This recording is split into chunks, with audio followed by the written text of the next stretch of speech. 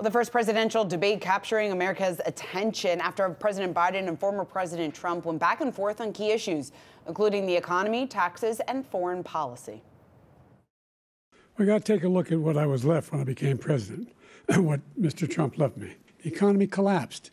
There were no jobs. The tax cuts spurred the greatest economy that we've ever seen just prior to COVID and even after COVID. The fact is that the vast majority of constitutional scholars supported Roe when it was decided. The idea that states are able to do this is a little like saying we're going to turn civil rights back to the states. As far as Russia and Ukraine, if we had a real president, the president that knew, that was respected by Putin, he would have never invaded Ukraine. The only person on this stage is a convicted felon is the man I'm looking at right now. He did beat Medicare. He beat it to death, and he's destroying Medicare because all of these people are coming in. They're putting them on Medicare. They're putting them on Social Security. They're going to destroy Social Security.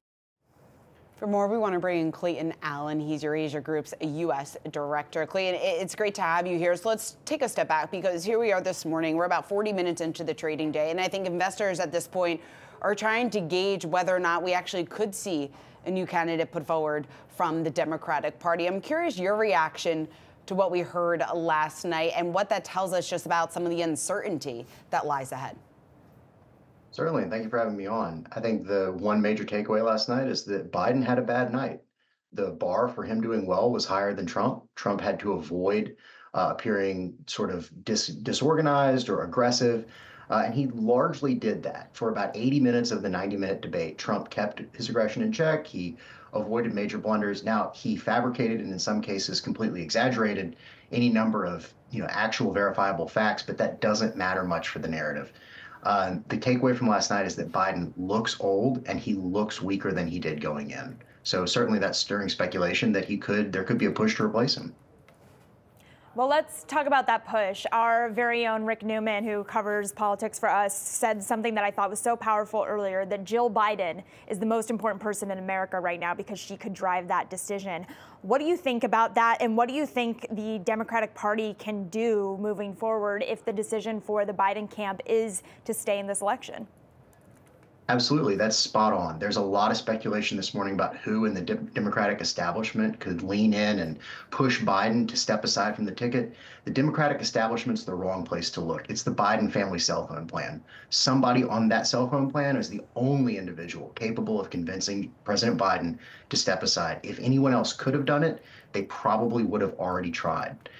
Right now, this is going to be a decision that only Joe and Jill Biden have control over. The signaling out of the White House this morning is that the president's in this. He's remaining in the race. He's going to win. Of course, that's the narrative you have to put out as a White House. You can't say anything else the morning after the debate. Is this going to add to some of the volatility that we could see in the markets? It could. I don't know that that's necessarily what I would expect. I think that the basic fact, the functional reality that we live in right now is that while there is a lot of media speculation about replacing President Biden at the top of the ticket, to actually do that faces some major hurdles. First of all, there's not a clear replacement at hand. Kamala Harris has the strongest case for it, but she's perceived as a weak candidate by a lot of people in the Democratic Party. There's also the question of primaries. The person at any replacement would be an appointed rather than an elected candidate, and that turns off big parts of the Democratic coalition. They're upset that their person wasn't called up to be the relief pitcher. In any case, you don't have a clear replacement.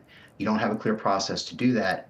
I think that if anything, we get a lot of speculation about a replacement, but it doesn't necessarily add to volatility about policy shifts or other changes shifting from a Biden to potentially a Trump administration. Clayton, I also want to get your take on some of the policy decisions that were discussed in last night's debate, specifically with regards to tariffs. Let's take a listen. It's not going to drive them higher. It's just going to cost countries that have been ripping us off for years, like China and many others, in all fairness to China. It's going to just force them to pay us a lot of money, reduce our deficit tremendously, and give us a lot of power for other things. This tariff is 10% tariffs. Everything coming into the country, you know what the economists say? That's going to cost the average American $2,500 a year more because they're going to have to pay the difference in food and all the things that are imported.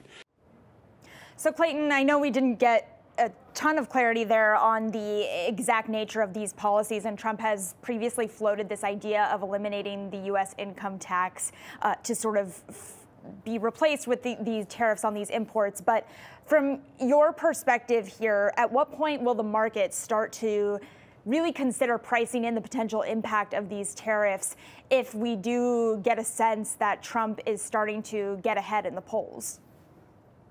I think we're starting to see a lot of investors really pay attention to that and take the tariff threat seriously. The feedback we get from our clients is that people are generally of the mind that Trump has the much stronger edge in the campaign right now. People take him seriously when he talks about tariffs.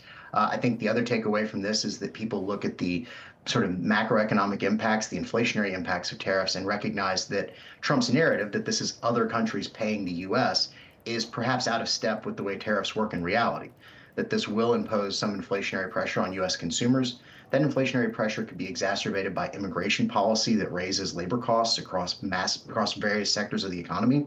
And I think the feedback we get is that investors are increasingly cognizant and increasingly taking those potential impacts seriously. What do you think that inflationary pressure could look like more specifically?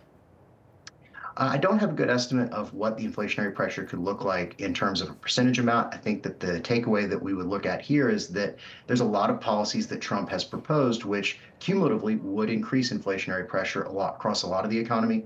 You also take into account the deficit growth under Trump, which we now can put numbers to. And I think that that paints a rather disturbing picture for U.S. fiscal policy. The takeaway is that deficits are increasing no matter who wins, but there's a potential that some of Trump's other policies could exacerbate that inflationary impact. Clayton, how much do you think the Biden campaign needs to be concerned that the Fed has kept rates too high for too long, and that could put pressure on this economy as we get closer to November? I think that that's a reasonable concern to raise. I think that Fed policy certainly is one of many factors that are shaping people's view of the economy, specifically as it relates to housing costs. The issue, though, is that Fed policy is not an immediate impact on voter sentiment. There's a delay between a decision at the Fed and people changing their minds in the ballot box. Remember, the first early ballots go out at the beginning of September. We're very much closing in on the end of this race. A Fed decision in even the next meeting would probably come too late to have any real impact on the election. So I think that it's a backward-looking risk that the Biden administration would be evaluating.